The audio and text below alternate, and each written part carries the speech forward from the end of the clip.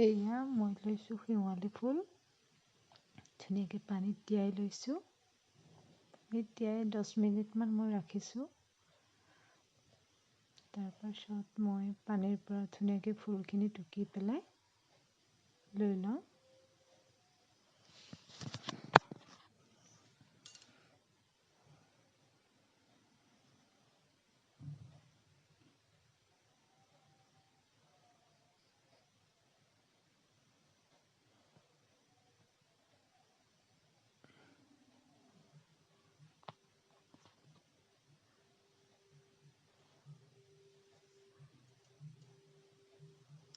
ধুনীয়াকৈ পানীটো টুকা হৈ গৈছে। এতিয়া মই ইয়াতে সানিম নিমখ আৰু দিম হালধি। ধুনীয়াকৈ মিক্স কৰি ল'ব। এনেদৰে মিক্স কৰি পেলাই আকৌ 5 মিনিট 7 মিনিটমান ধুনীয়াকৈ ৰখাৰ পিছত তাৰ পৰা পানী এটা ওলাই আহিব। এনেকৈ ঢাকি ৰাখিব। তাৰপিছত সেই পানীটো ধুনীয়াকৈ টুকি পেলাই আঁতৰাই দিব।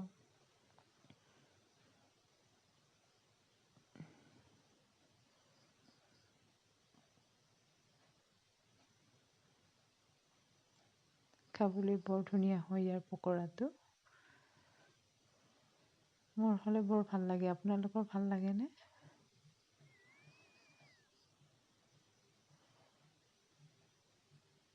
তাৰপিছত ইয়াত মই পকৰাৰ কাৰণে লৈছোঁ পিঁয়াজ মিহিকৈ কাটি, বেচন, কৰ্ণফ্ল'ৰ, হালধি আৰু এইখিনি ফুলখিনি টুকি লৈছিলোঁ যে নিমখ হালধি সানাৰ পৰা, সেইখিনি আৰু আদা কুটি লৈছোঁ মিহি মিহিকৈ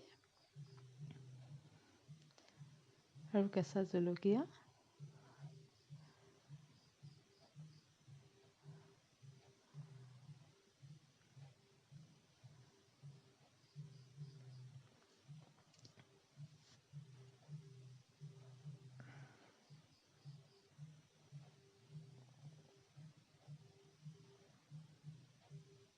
এইখিনি এতিয়া মই ধুনীয়াকৈ সানি ল'ম গোটেইখিনি। এতিয়া দিছোঁ মই পিঁয়াজ, আদা, বেচন, কৰ্ণফ্ল'ৰ, কেঁচা জলকীয়া এইখিনি দি পেলাই ধুনীয়াকৈ সানি ল'ব। কৰ্ণফ্ল'ৰটো অকণমান কমাই দিব, বেচনৰ পৰিমাণটো অকণমান বেছিকৈ দিব। মই ইয়াতে বেচন 3 চামুচ দিছোঁ আৰু কৰ্ণফ্ল'ৰ 1 চামুচ দিছোঁ।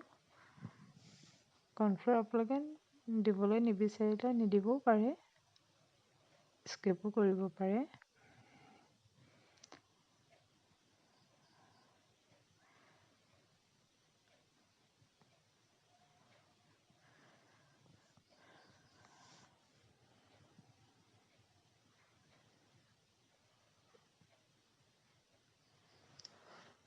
সানোতে যাতে ডোটো বেছি টানো নহয় আৰু খুব বেছি ঢিলাও নহয়, সেইটো কথা মনত ৰাখিব লাগিব।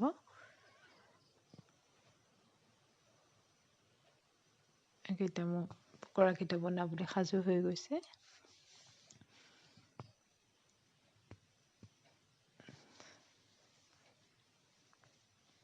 আৰু এয়া শেৱালি ফুলৰ পকৰা ধুনীয়াকৈ গৰমে গৰমে ভাতৰ লগত খাই বৰ ভাল লাগে, নহয় জানো? বা আপুনি চাহৰ লগতো খাব পাৰে ধুনীয়াকৈ। ইমান বেছি তিতা নহয়, কিঞ্চিত অকণমান তিতা অকণ থাকিব পাৰে, কিন্তু খাবলৈ বৰ বেছি ভাল লাগে।